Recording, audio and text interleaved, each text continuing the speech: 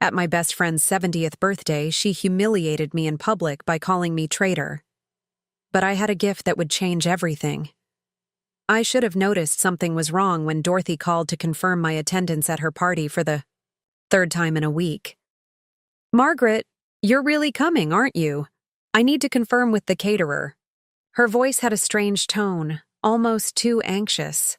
But after 50 years of friendship, I was used to Dorothy's little peculiarities. She'd always been a perfectionist about her events. "Of course I'm coming, Dot. I already told you that.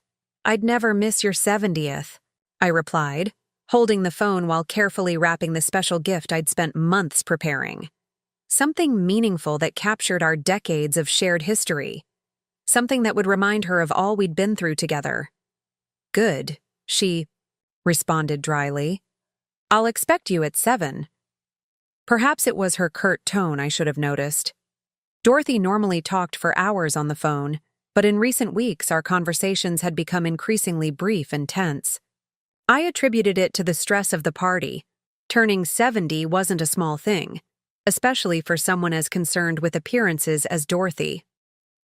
On the day of the party, I wore my best navy blue dress, put on the pearls Dorothy had given me for my 60th birthday, and took a taxi to the country club ballroom. The place was stunning, with flower arrangements everywhere, soft lighting, and a small orchestra playing jazz standards. I was greeted by Christine, Dorothy's daughter, who gave me a strange, almost hesitant hug. "Glad you came, Margaret," she said, avoiding my gaze. "I wouldn't miss it for the world," I replied, looking around for Dorothy. "Where's the birthday girl?" "Mom's greeting some guests." She'll be surprised to see you." Christine nervously bit her lip. Surprised? But she called me 3 times. To confirm I was coming. Christine gave me a tense smile and pointed to a table at the back of the room. "Your place is over there, table 15. I walked in the direction she indicated, clutching my carefully wrapped gift. As I walked, I noticed curious glances and whispers. Old friends I expected would come greet me averted their eyes. Something was definitely wrong. Table 15 was in the farthest corner of the ballroom, away from the main table where Dorothy would be seated. I sat down alone, watching other guests interact animatedly. My name was written in elegant calligraphy on the card on the table, but the other places were empty. Half an hour later, still alone at the table, I saw Dorothy enter the main ballroom. She looked stunning in a red dress, her platinum hair perfectly styled. Everyone stood up to applaud her. Our eyes met briefly, and to my surprise, she quickly looked away, as if she didn't want to see me. During dinner, other guests occupied my table. People I barely knew, Dorothy's recent friends who seemed just as uncomfortable as I was. The conversation was forced, artificial. No one mentioned my long friendship with the birthday girl. When it was time for the toasts, Dorothy's husband, George, stood up first. "I'd like to thank everyone who came to celebrate this special night with my wonderful wife. Dorothy is the most loyal, honest, and genuine woman I've ever known." I smiled, agreeing. I knew those qualities in her well. Next, several friends made small speeches, sharing memories. Some mentioned stories I was part of, but my name was never pronounced, as if I'd been edited out of the memories. When Dorothy finally stood up to thank everyone, I felt my heart warm. Surely now she would acknowledge me, her oldest friend. "I want to thank all of you who are here, my true friends." Her voice was firm, carrying 50 years of our shared history, our confidences, our secrets. People I can trust, who would never stab me in the back or betray my confidence. Her eyes scanned the room and, for the first time that night, fixed directly on me. I felt a chill run down my spine. Because in life, we discover who our true friends are, and we also discover who the traitors are. Silence fell over the ballroom. Everyone seemed to have stopped breathing. "Some of you might be wondering why I invited Margaret tonight." She pointed at me, and suddenly, all eyes turned in my direction. I thought she deserved to hear directly from me what I think about her betrayal. I felt my face burning. My hands began to shake. For 50 years, I considered this woman my best friend. I shared everything with her, my secrets, my fears, my family. Dorothy's voice trembled slightly, but her eyes were hard as stone. And how did she repay me? By spreading lies about me, trying to steal my friends, speaking ill of me behind my back. I wanted to stand up, to protest, to say none of it was true, but my body seemed frozen, glued to the chair. So, Margaret, she continued, raising her glass in my direction, thank you for showing me that not every friendship survives the test of time. Thank you for teaching me that not everyone deserves our trust. The guests exchanged uncomfortable glances. Some reluctantly raised their glasses. Others kept their hands in their laps. To betrayal, Dorothy exclaimed, taking a long sip of champagne.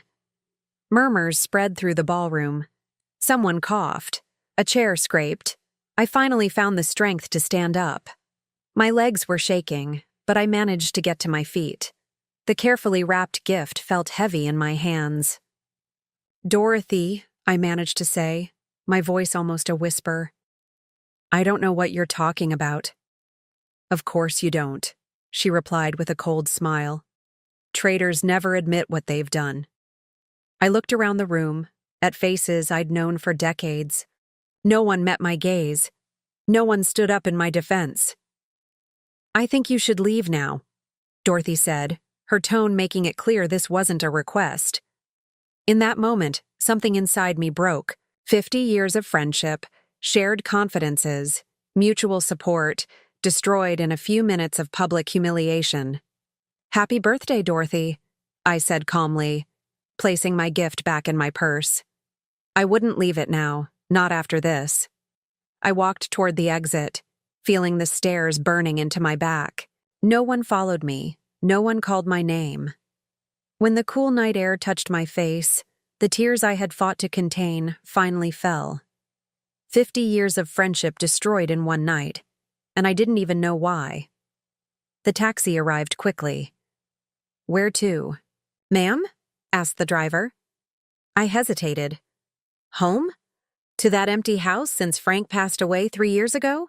The house where Dorothy and I had shared so many afternoons of tea, so many laughs, so many tears. Ma'am? Are you all right? I wiped away the tears and straightened my shoulders. Yes, I answered, determination slowly replacing the pain. I'm fine, and I know exactly where I want to go. Because that public humiliation wouldn't be the end of our story. The gift I hadn't given, something I had poured my heart into, now seemed different to me. It wasn't just a birthday present. It was something much more powerful. The taxi pulled away from the country club, leaving behind the glittering lights and the muffled sounds of celebration. I sat in the back seat, clutching my purse with trembling hands, the gift still inside. Madison Avenue, please, I told the driver, giving him the address of my apartment, the place I'd lived in since Frank died, the place where Dorothy had spent countless afternoons helping me sort through Frank's belongings, telling me I'd be okay, or so I thought. As the taxi navigated the quiet streets, my mind drifted back to 1967, when Dorothy and I first met. We were both young teachers at Lincoln High School. I taught English, she taught art. We shared the same lunch period and the same disdain for the soggy cafeteria sandwiches. Those can't possibly be edible, Dorothy had said, eyeing my sandwich with a wrinkled nose. She pulled out an extra apple from her bag and slid it across the table to me. Here. At least one of us should have something fresh. That simple act of kindness was the beginning.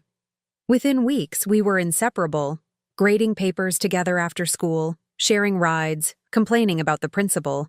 By the end of that school year, we had become each other's confidant. When Dorothy met George 2 years later, I was the first person she called, her voice breathless with excitement. Margaret, he's the one. I just know it. I was her maid of Honor. I held her hand through the birth of her children. I stood by her side at her mother's funeral. And when my Frank got sick, Dorothy was there for me too. For every doctor's appointment. For every round of chemo. For that horrible day when we knew he wouldn't be coming home. 50 years. Half a century of friendship. How could she call me a traitor? I whispered to myself, watching the city lights blur through my tears. What did I supposedly do? The taxi stopped at a red light, and I caught my reflection in the window. The stunned expression, the mascara smeared beneath my eyes, the slump in my shoulders. I straightened up, dabbing at my eyes with a tissue. No, I would not let Dorothy's cruel words break me. But what had happened? What could have possibly turned my dearest friend against me so completely? My mind raced through our recent interactions. Everything had seemed normal, hadn't it? We had lunch just 3 weeks ago at our usual cafe. Dorothy had been a bit quiet, perhaps, but I'd assumed she was preoccupied with planning her party. There was that book club argument last month when we disagreed about the ending of the novel. But that was hardly worth mentioning. We'd had much fiercer literary debates over the years.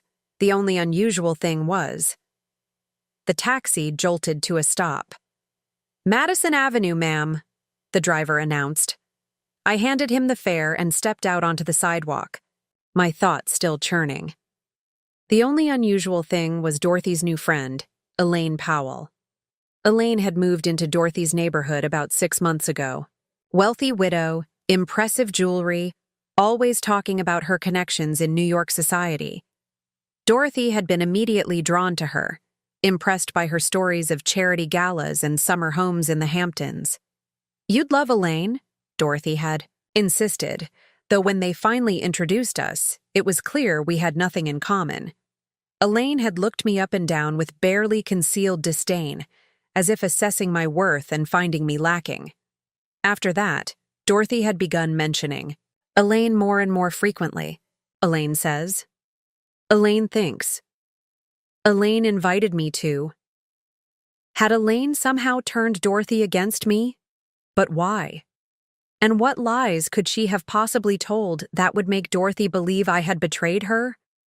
I unlocked my apartment door and stepped inside. The silence enveloped me immediately. No Frank whistling in the kitchen, no TV playing in the background, just empty rooms filled with memories. I set my purse down on the side table, carefully removing the wrapped gift. I'd need it later, but not now. Now, I needed answers. I picked up my phone and scrolled to Christine's number. Dorothy's daughter had always been fond of me. I'd taught her in high school, written her college recommendation letters, attended her wedding. If anyone would tell me what was going on, it would be Christine.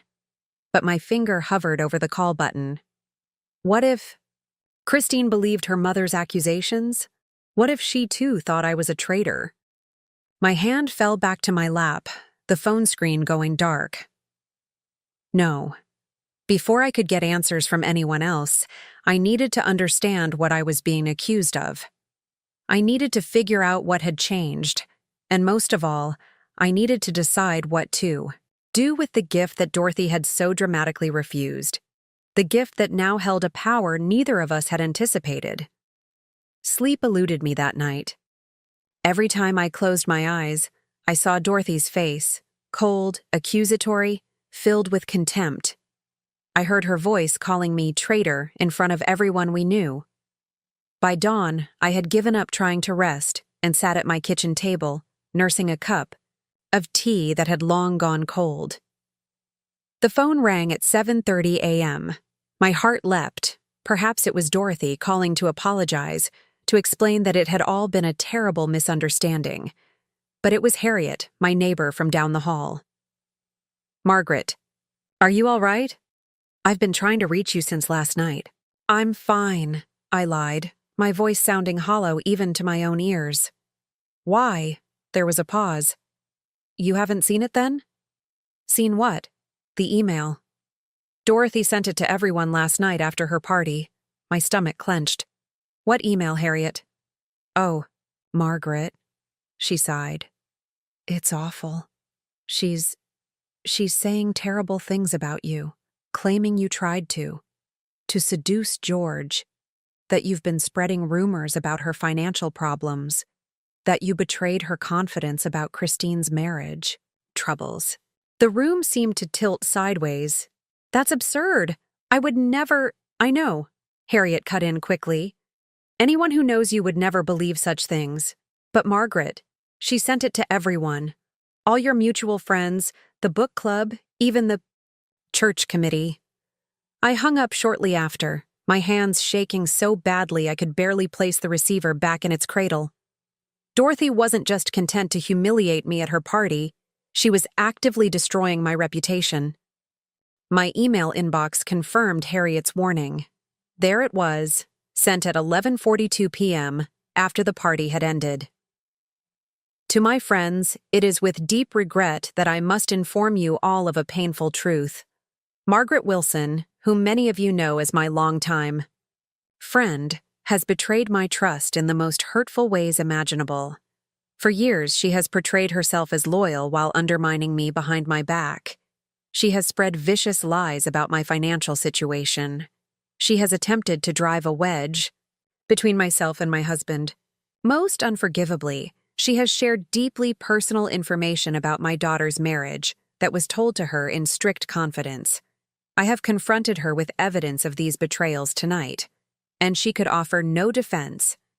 I am sharing this, not to gossip, but to protect others from similar pain. True friendship requires loyalty and honesty, qualities Margaret has proven she does not possess. With sincere regret, Dorothy Caldwell. I read the email 3 times, each word hitting like a physical blow. Evidence? What evidence could she possibly have for claims that were completely fabricated? My phone began ringing almost constantly. Some calls were from concerned friends, like Harriet, who didn't believe Dorothy's accusations. But others were from people simply looking for gossip, eager to hear my side of the scandal. I let most calls go to voicemail. What could I possibly say? How does one defend against lies so outrageous they defy explanation? By noon, I had received another disturbing call. This one from Jean, who ran the church charity committee I'd volunteered with for over a decade. Margaret, I'm sorry, but given the circumstances, the board feels it would be best if you stepped back from your duties for a while, until this situation resolves itself. Jean, none of it is true, I pleaded. Dorothy is lying, though I don't understand why. I hope that's the case, Jean replied, her tone making it clear she wasn't convinced. But we can't have this kind of drama associated with our work. After hanging up, I sat in stunned silence. Dorothy wasn't just attacking our friendship. She was systematically dismantling my entire social life, the community connections I'd built over decades. Late that afternoon, I finally worked up the courage to call Christine. To my surprise, she answered. Margaret. Her voice was tight, guarded. Christine, please. I need to understand what's happening. None of what your mother is saying is true. A long pause. My mother showed me the letters, Margaret. Letters? What letters? Don't. Christine's voice hardened. Just don't. The letters you wrote to my father. Mom found them last month. The world seemed to stop. Christine, I never wrote any letters to your father. Never. They're in your handwriting, she said flatly. From 3 years ago, while Mom was visiting Aunt Sarah in Florida, suggesting that you and he. She couldn't finish the sentence. Christine, that's impossible. My voice was shaking now. Someone must have forged them. You know I would. Never. I don't know what to believe anymore, she cut in. But I do know those letters exist, and my father isn't denying them. The call ended soon after, leaving me more confused than ever. Letters to George? In my handwriting? It was absurd. Impossible, unless a memory stirred from months ago. Dorothy asking to borrow some of my stationery. the cream-colored paper with my monogram that Frank had given me years ago. For thank you notes, she'd explained. I'd given her an entire box without a second thought, and now pieces were starting to fall into place. But one critical question remained. Why? Why would my oldest friend go to such elaborate lengths to destroy me? I looked at the wrapped gift sitting on my coffee table. Inside was something Dorothy clearly never expected to see again. Something that, if revealed, could change everything. It was time to uncover the truth, no matter how painful it might be. The next morning, I woke with newfound resolve. I'd spent a restless night piecing together fragments of the past 6 months, and things were starting to make a terrible kind of sense. Dorothy's sudden friendship with Elaine Powell, the borrowed stationery, the abrupt cancellations when we'd planned to meet. The way she'd begun to mention George's late nights at the office with increasing bitterness. I'd been too absorbed in my own grief over Frank to notice how the patterns were changing. But now, with clarity that comes from having nothing left to lose, I could see that whatever was happening had been building for months. I dressed carefully. A simple blue dress, minimal makeup, pearl earrings Frank had given me for our 40th anniversary. I wanted to look composed, dignified. If I was going to confront Dorothy, I wouldn't give her the satisfaction of seeing me broken. I didn't call ahead. If I had, she would have refused to see me. Instead, I took a taxi directly to her house, the elegant Tudor in Westchester where I'd spent countless holidays, birthday celebrations, and quiet evenings over 5 decades. It was George who answered the door, his face registering shock at seeing me on his doorstep. "Margaret," he said, his voice barely above a whisper. He glanced nervously over his shoulder.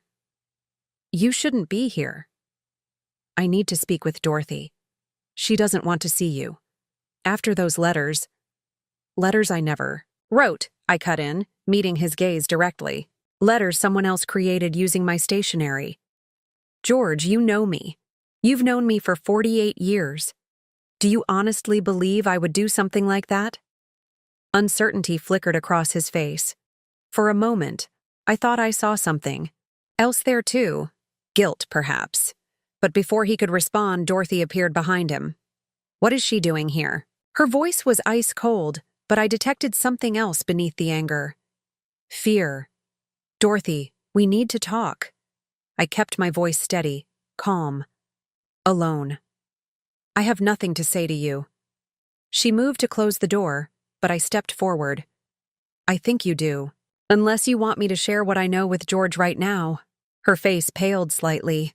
She exchanged a look with George, a look I couldn't quite interpret, before turning back to me. "Fine. 5 minutes. In the garden." She practically spat the words. George retreated inside while Dorothy led me around the side of the house to her prized rose garden. The October air was crisp, the roses mostly gone now, only a few late blooms hanging on before winter. We sat on the iron bench where we'd spent so many summer evenings talking about everything and nothing. Now, silence, stretched between us like a wall. "Say what you came to say, then leave," Dorothy finally said, not looking at me. "I want to know why," I said simply. "Why would you destroy a 50-year friendship with lies? Don't pretend you don't know what you did. I didn't write those letters, Dorothy. We both know that." A flicker of something, surprise perhaps, crossed her face before she masked it. "The handwriting was copied from my stationery. The stationery you borrowed 6 months ago." I leaned forward. "What I don't understand is why. Why would you forge letters from me to George?" Dorothy's hands twisted in her lap. "You've always been the perfect one, haven't you? Perfect Margaret. Everyone's favorite. The devoted wife, the trusted friend, the community saint." The bitterness in her voice took me aback. "Is that what this is about? Some kind of jealousy? Jealousy?" She laughed, a harsh sound unlike her usual melodic laugh. You have no idea what's been happening in my life while you've been playing the grieving widow. Then tell me. For a moment, I thought she might. Her face softened just slightly, and I caught a glimpse of the Dorothy I'd known for so long. Vulnerable, human. But then her expression hardened again. Time's up. You should go. I stood, knowing I wouldn't get through to her today. Dorothy, whatever is happening, whatever has turned you against me, it doesn't have to end our friendship. We've been through too much together. Some things can't be forgiven, she said quietly. As I turned to leave, I paused. The gift I brought to your party, I still have it. Something flickered in her eyes, curiosity, perhaps even longing, but she quickly suppressed it. I don't want anything from you.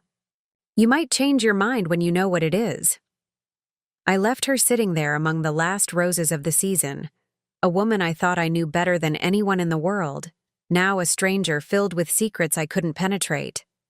I was halfway, to the street when a voice called my name. I turned to see George hurrying after me, glancing nervously back at the house. Margaret, wait. He caught up to me, slightly out of breath. His face was drawn, worried. Those letters, he said quietly. I knew they couldn't be from you. The things they said. It wasn't your voice, your words. But Dorothy was so convinced. Who do you think wrote them? He hesitated. I have my suspicions. Elaine Powell has been very involved in our lives lately. Elaine? But why would she— Look into her background, George said, his voice urgent. Now. She's not who she claims to be, and Margaret— He stopped, seeming to struggle with what to say next. Dorothy is not well. She hasn't been for some time. Before I could ask what he meant, the front door opened. George squeezed my arm once, then hurried back toward the house. I walked away with more questions than answers. But one thing was becoming clear. The truth about Dorothy, Elaine, and the fabricated betrayal was more complicated than I had imagined, and my unopened gift now seemed more important than ever. George's warning about Elaine Powell gnawed at me. Who was this woman who had seemingly appeared from nowhere and driven a wedge between Dorothy and me? After a sleepless night, I made a decision. I called my nephew, Thomas, who worked in cybersecurity. If anyone could dig up information on Elaine Powell, it would be him. Aunt Margaret, this isn't like you, Thomas said when I explained what I needed. Are you sure about this? I wouldn't ask if it wasn't important, I replied. Something isn't right about this woman. 2 days later, Thomas called back. You were right to be suspicious, he said gravely. Elaine Powell isn't her real name. It's Eleanor Pritchard. She's changed identities at least 3 times that I can find. But why would she target Dorothy? Target me? That's the interesting part. She has a pattern. She finds wealthy older women, befriends them, isolates them from their support networks. And then, well, things tend to go missing. Jewelry, money, valuables. My blood ran cold. She's a con artist. A sophisticated one. And she's never been caught because her victims are too embarrassed to report being duped. As Thomas shared more details, pieces clicked into place. Elaine had been positioning herself to gain Dorothy's trust, while eliminating anyone who might see through her facade. And I, Dorothy's oldest and closest friend, would have been her biggest obstacle. There's one more thing, Thomas added hesitantly. I found medication records. Dorothy has been filling prescriptions for anxiety and confusion. High doses. My heart sank. George's words echoed in my mind. Dorothy is not well. After thanking Thomas, I sat with this new information, trying to process what it meant. Was Dorothy being manipulated by Elaine while in a vulnerable mental state? Was Elaine feeding her paranoia, perhaps even drugging her beyond her prescribed medication? I knew I needed to act, but carefully. A direct confrontation with Elaine would likely backfire, making me appear unhinged and vindictive, exactly as she'd painted me. Instead, I made another call, this time to Christine.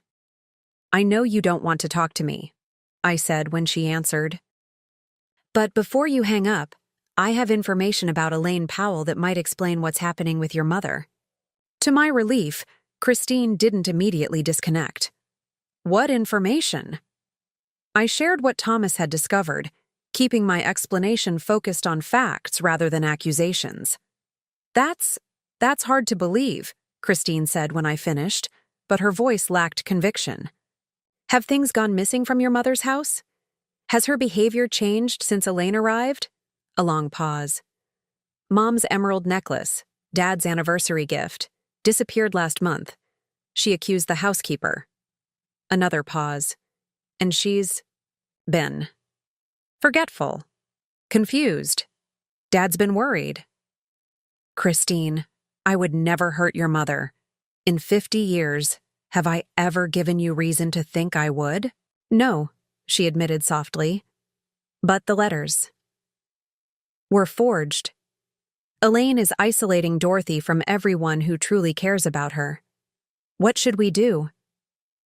"We need to help your mother see the truth, but gently. Her 70th birthday present, the one I never gave her, might be the key." Later that day, Christine met me at my apartment. She looked tired, the strain of the situation evident in the dark circles under her eyes. I invited her in and offered tea, which she accepted with a distracted nod. Her eyes landed on the still-wrapped gift on my coffee table. "Is that it? The present?" I nodded. "Before I show you, I need you to understand something. Your mother and I have shared 50 years of friendship. This gift represents that history. The real history, not the false narrative Elaine has created." Carefully, I unwrapped the silver paper, revealing what I'd spent months creating. It wasn't just a photo album or scrapbook as one might expect. It was a hand-bound journal containing letters, dozens of them, that Dorothy had written to me over the years. "After your father's heart scare last year, Dorothy gave me these for safekeeping," I explained, opening the journal. She said, if anything happened to her, these were the words she'd want to be remembered by. Christine's hand trembled as she took the journal. Inside were letters chronicling 50 years of friendship, from teenage confidences to midlife crises to reflections on aging. Dorothy's elegant handwriting filled page after page with expressions of trust, love, and gratitude for our friendship. "She wrote this just 6 months ago," I said, turning to one of the final entries. "Margaret, my dearest friend, what would I do without you? You are the keeper of my secrets, the witness to my life. If I forget all else, remind me of who we have been to each other." Tears filled Christine's eyes. It's like she knew, like she somehow anticipated forgetting. "I think part of her did know something was wrong," I said gently. "That's why she entrusted me with these letters." But then Elaine arrived. Christine closed the journal, a new determination in her eyes. "We need to show this to Mom, now." "Are you sure?" "In her current state, if she's being manipulated, every day we wait is another day that woman has to isolate her further." Christine stood. "Dad's taking Elaine to some charity luncheon this afternoon. Mom will be alone." I hesitated, then nodded. The journal represented the truth of our friendship, a truth that might break through whatever fog Elaine had created in Dorothy's mind. As we gathered our things to leave, I felt a strange mixture of hope and trepidation. Would Dorothy recognize the truth when confronted with it? Or had Elaine's poison spread too deep? Only one way to find out. Christine drove us to Dorothy's house in tense silence, the journal of letters secure in my lap. My hands trembled slightly as I held it, knowing what was at stake. This wasn't just about clearing my name. It was about saving my oldest friend from someone who meant to harm her.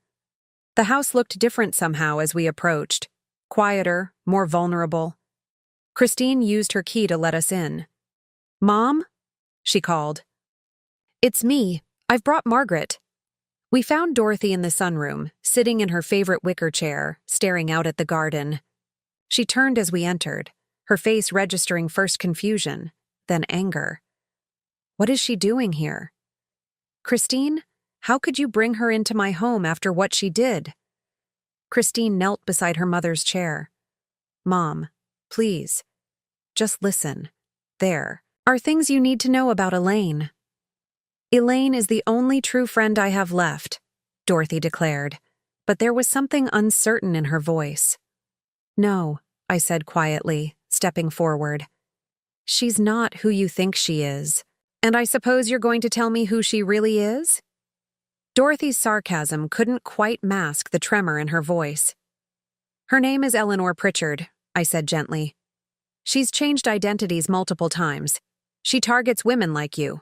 Intelligent, wealthy, trusted in their communities. She isolates them from friends and family, then steals from them. Dorothy's face paled slightly, but she shook her head. That's absurd. You're just jealous of our friendship. Mom, Christine interjected. The emerald necklace Dad gave you, the one you thought the housekeeper took. Did it disappear after Elaine started visiting regularly? A flicker of doubt crossed Dorothy's face. That's just coincidence. And those letters you found, I continued carefully, the ones supposedly from me to George. Did you actually see me write them, or did Elaine discover them? Dorothy's hands clutched the arms of her chair. She was helping me organize my desk. She found them in George's drawer. Dorothy, I said softly, I've never written George a letter in my life. You know that. Her eyes met mine, and for a moment, I saw confusion there. The fog of someone trying to reconcile contradictory truths. I placed the journal in her lap. This is what I brought for your birthday. Your letters to me, over 50 years. You gave them to me for safekeeping last year, remember? After George's health scare, Dorothy stared at the journal, not opening it. I don't remember doing that. Open it, Christine urged. Read what you wrote. With shaking hands, Dorothy opened the journal. Her own handwriting stared back at her, decades of thoughts, feelings, and memories chronicled in her elegant script.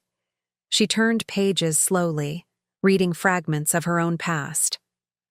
Margaret stayed with me all night when Sarah was born, she read aloud. She held my hand through 17 hours of labor. She looked up at me, confusion in her eyes. I remember that. You brought ice chips and told terrible jokes to distract me. Keep reading, I encouraged. She turned more pages. Frank's funeral. Today. I don't know how Margaret remains standing. 52 years of marriage ended. She says I'm holding her up, but the truth is, she's always been the strong one. Dorothy's voice broke. I wrote this. These are my words. Yes, I said softly. Your words, your memories, our friendship. Dorothy continued reading, tears now streaming down her face. With each page, I could see recognition returning to her eyes, not just of the events described, but of her own self, her own voice. I've been confused, she finally admitted, looking up. Things haven't felt right. Elaine's been giving me these new pills for anxiety. Christine took her mother's hand. We think she's been medicating you, Mom, making you paranoid and confused. As if summoned by her name, we heard the front door open. A moment later, Elaine appeared in the doorway of the sunroom, elegantly dressed from the charity luncheon. Dorothy, darling, She stopped short, seeing Christine and me. Her composed expression faltered for just a second before she recovered. What's going on here? I thought we agreed Margaret wasn't welcome anymore. Hello, Eleanor, I said calmly, watching her face. The color drained from her cheeks. My name is Elaine. Dorothy, these people are upsetting you. They should leave. Dorothy looked down at the journal in her hands, then back up at Elaine. Something had changed in her expression. Clarity was returning. "No," Dorothy said firmly. "You should leave." "Don't be ridiculous," Elaine laughed nervously. "You're confused again. You need your medication." "What I need," Dorothy said, rising to her feet with newfound strength, "is for you to get out of my house and my life." Elaine's facade cracked. "After everything I've done for you? That woman," she pointed at me, "doesn't care about you like I do." 50 years, Dorothy said quietly. "Margaret has stood by me for 50 years. You've known me 6 months and already tried to steal my necklace and my sanity." "George!" Elaine called desperately. "Tell them!" But George appeared behind her, Christine's phone in his hand. "The police are on their way, Eleanor. Or should I say, Catherine Wilson from Tampa. Or maybe Evelyn Price from Chicago." Elaine's face contorted with rage. She looked from George to Dorothy to me, realizing her game was up. Without another word, she grabbed her purse and fled. The police caught her before she reached the end of the street. Later, sitting in Dorothy's kitchen, like we had thousands of times before, we began the healing process. The doctor Christine called confirmed Dorothy had been over-medicated, likely with additional drugs Elaine had been slipping into her food or drinks. "I said such terrible things to you," Dorothy whispered, holding my hand across the table. "At the party, in that email, I can't believe I thought you would betray me." "It wasn't you," I assured her. "It was the medication and Elaine's manipulation." "But how can you forgive me so easily?" I squeezed her hand. "Because that's what friends do. Real friends." Dorothy smiled tearfully. 50 years. And many more to come, I promised. Our friendship, tested by the cruelest deception, had emerged stronger than ever. The gift I'd brought to her birthday, the journal of her own words, had saved not just our friendship, but perhaps Dorothy herself. Some bonds, I realized, are simply unbreakable.